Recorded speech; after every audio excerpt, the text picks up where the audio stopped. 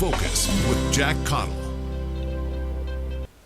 Good evening, I'm Jack Caudill. Welcome to this month's edition of Focus. This month we're talking about the deadly Rapid City flood of 1972. Three guests with us to talk about that today. Don Barnett, he was a Rapid City mayor back in 1972. Ozzie Osheim with Osheim at Schmidt Funeral Home. He was intimately involved in the aftermath. And Susan Sanders, she is the warning coordination meteorologist with the National Weather Service here in Rapid City. We are coming up on the 50th anniversary of the Rapid City flood of June 9th, 1972. Extremely heavy rains over the eastern Black Hills caused creeks and other waterways to overflow. The dam at Canyon Lake finally failed at about 10:45 that night. When everything was said and done, 238 people were killed, more than 3,000 were injured, more than 1,300 homes were destroyed, along with more than 5,000 vehicles. Don, we're going to start with you. When you talk about these anniversaries, especially one as significant as the 50th, what's the first thing that comes to mind? What's the first memory that you think of back to that date? Well, I have plenty of terror and plenty of horrible things in my memory, examples of courage and suffering and people doing their level best to survive. But another thing that comes to mind is the beauty, the absolute beauty of the Rapid Creek floodplain now. We evacuated about 1,700 homes, including about 700 mobile homes out of the mobile home parks. And now we've had 50 years to develop and enjoy that recreational avenue all the way from Canyon Lake down to the fairgrounds. It's about 5 blocks wide and about 5 miles long, and it's one of the most beautiful parts of our city, and I think it's one of the more beautiful parts of any city in the United States. Now, Ozzie, when you go back 50 years, what's the first thing that comes to your mind when you think about the events of June 9th of 72? The challenge that faced the funeral profession at that time. There were 3 funeral homes in Rapid City. Those 3 funeral homes during the course of a normal year would handle no more than, say, 380 to 410 funerals.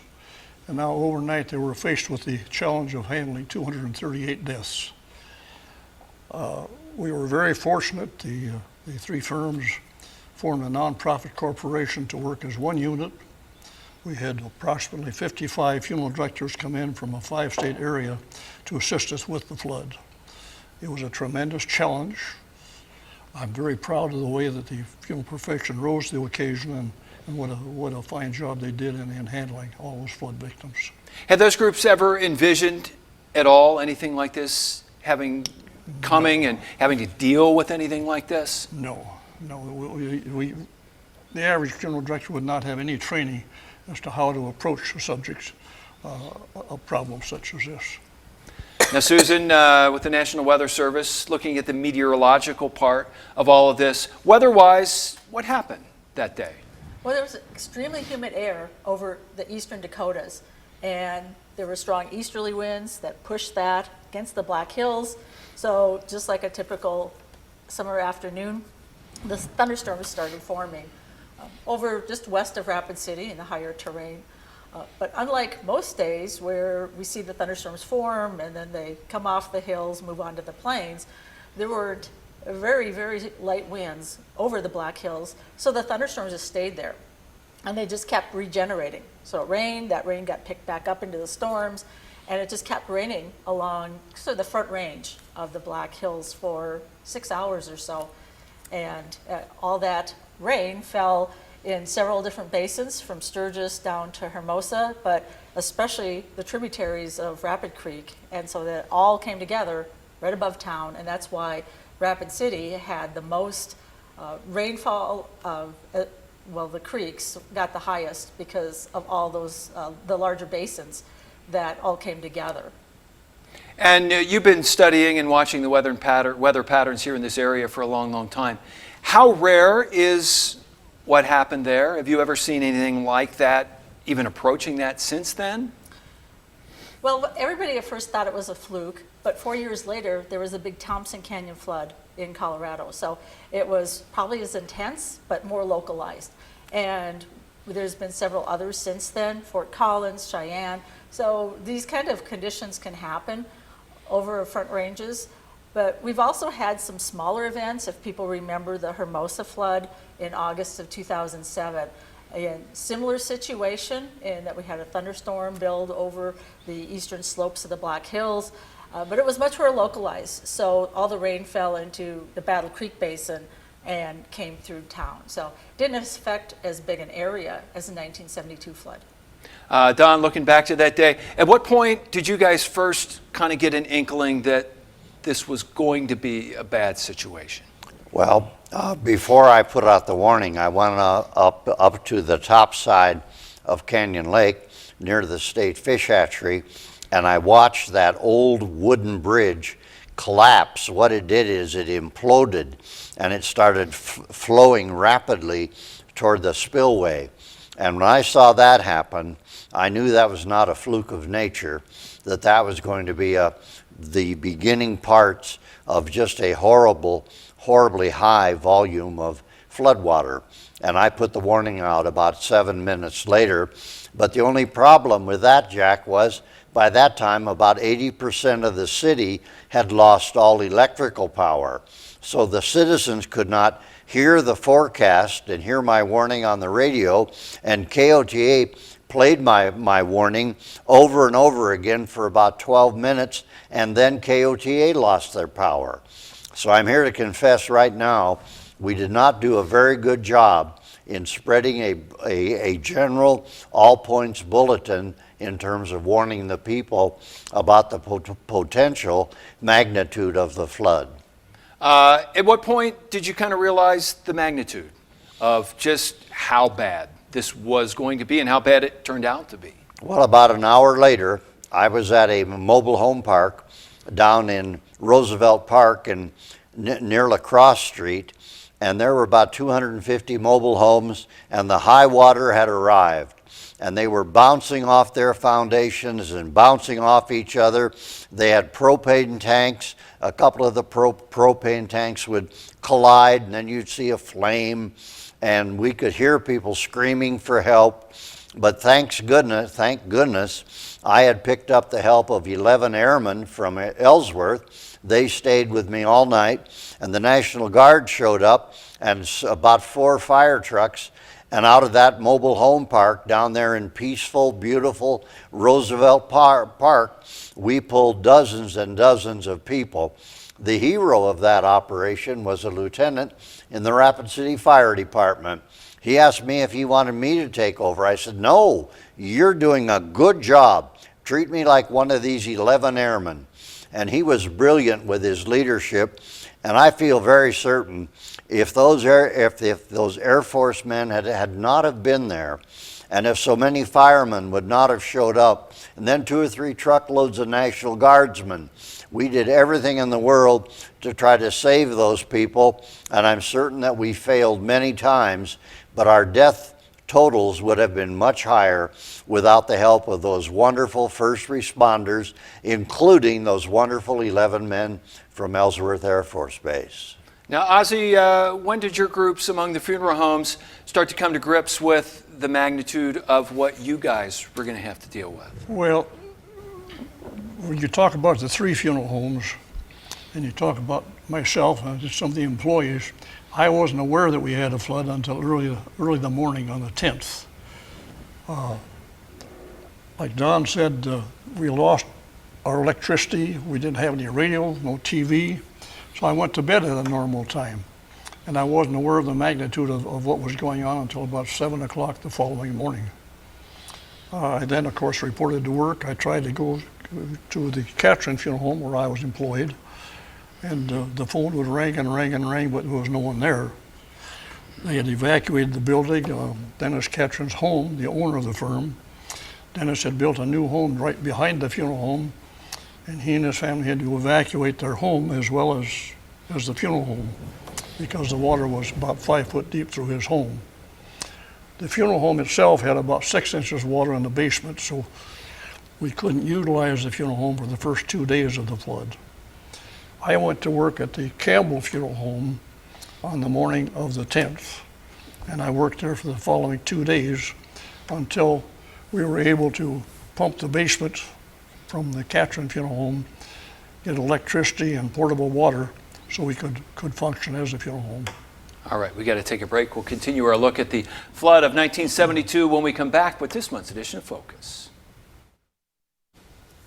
And I'm Jack Caudill. Welcome back to this month's edition of Focus. We're talking about the deadly Rapid City flood of June 9th, 1972. Ozzie Osheim is with Osheim and Schmidt Funeral Home. Ozzie, you were there. What are the challenges dealing with that many bodies as far as identification? Who is who? Trying to sort out who's missing and who's deceased. What goes through that with you guys?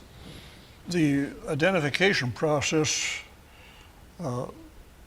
first of all, the first 2 days of the flood, we didn't allow anyone to come into the funeral home to try and identify their loved ones. We were concentrating on care of the deceased.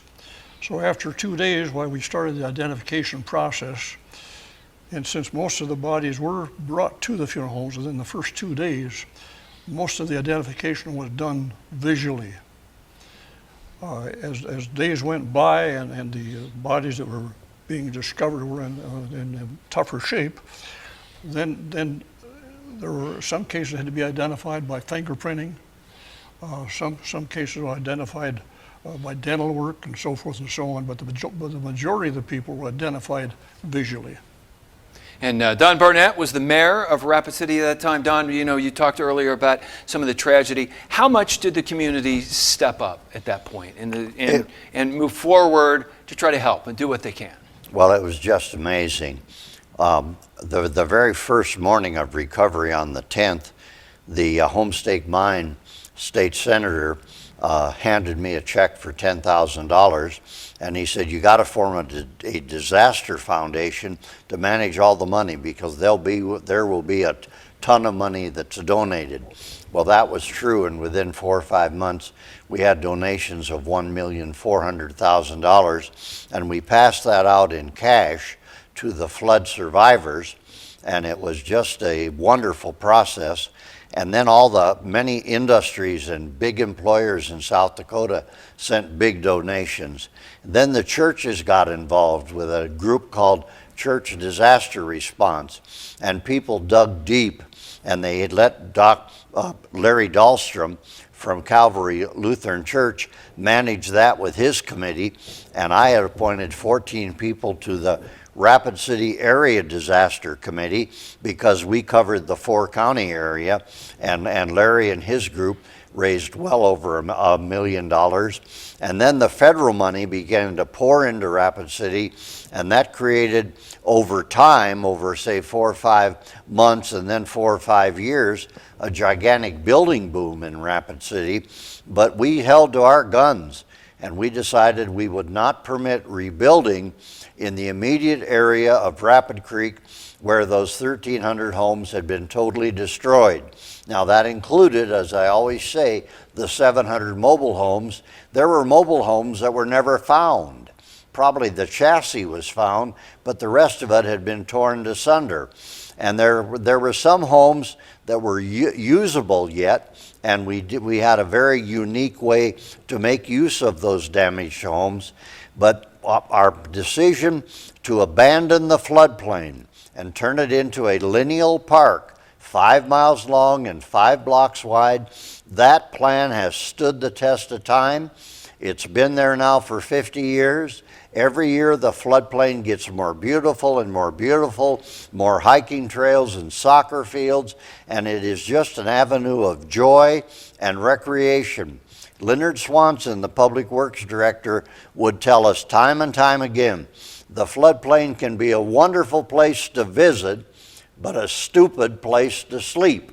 And we carried that theme for the next 10 years and got the relocations completed and the park improvements made, and it has made a magnificent improvement to the quality of life for a new generation of people who have moved to Rapid City, and now we're one of the most beautiful communities in America. Now you can still see foundations of some of those homes along the creek down there. Was that decision accepted well at that time? You know, it was rather slowly accepted, but I had some allies, and so did the wonderful members of the Common Council.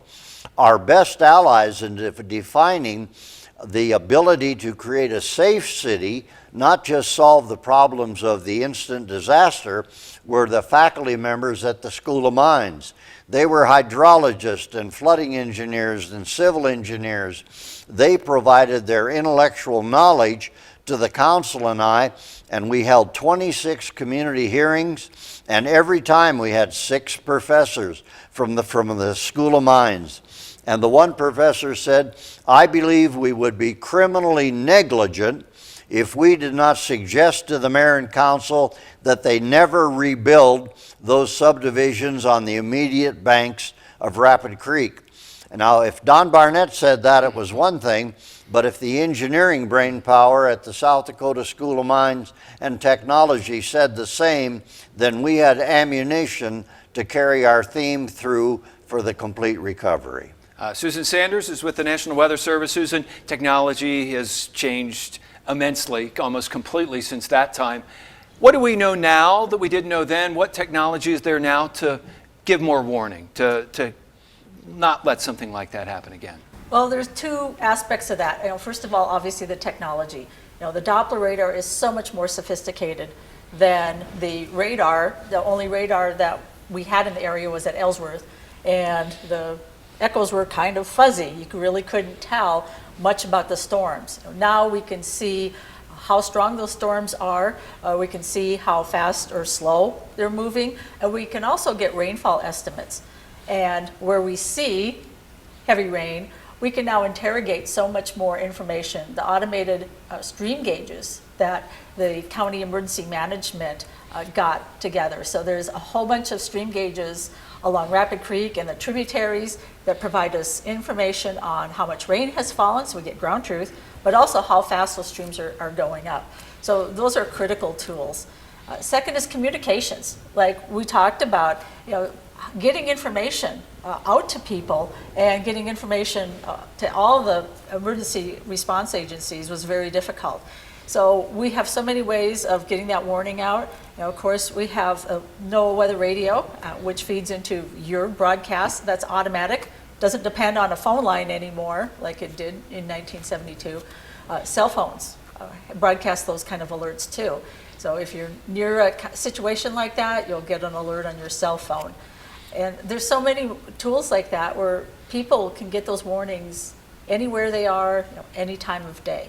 And we hope that they heed that, even for the people who didn't live here back then and may not really comprehend the magnitude of that flood, that they still would respond correctly and get to higher ground immediately. All right, we got to take another break. We'll continue our look at the 1972 flood when we come back with this month's edition of Focus. I'm Jack Caudill. Welcome back to this month's edition of Focus. We're talking about the Rapid City flood of June 1972. Susan Sanders is here. She is with the National Weather Service. Susan, what are the chances of something like that happening again? I've heard it called a 500-year event. I've heard it called a 100-year event. What are the chances of those conditions repeating themselves? Those are kind of misleading terms because people think, well, there isn't going to be another flood like that for 500 years. But it actually means the inverse, that there's a 1 in 2 chance in 1,000 years that could happen again. And so people really need to think it could happen 2 years in a row. It could happen in 10 years. And so we always need to be prepared and be ready to respond, to have a plan on what to do, especially if you live near the creek or if you have to cross the creek to get to a place of safety. So we can't let that down thinking none of us will ever see that kind of flood again. And like I said before, we've had similar situations, not as large, not as intense, but there have been flash floods around the Black Hills since then. And Ozzie Osheim is with Osheim and Schmidt Funeral Home. One of the things that funeral directors do is to help people deal with grief. How do you do that on such a mass scale like you had to deal with in 72? Well, obviously, there wasn't time to hold full services for each family.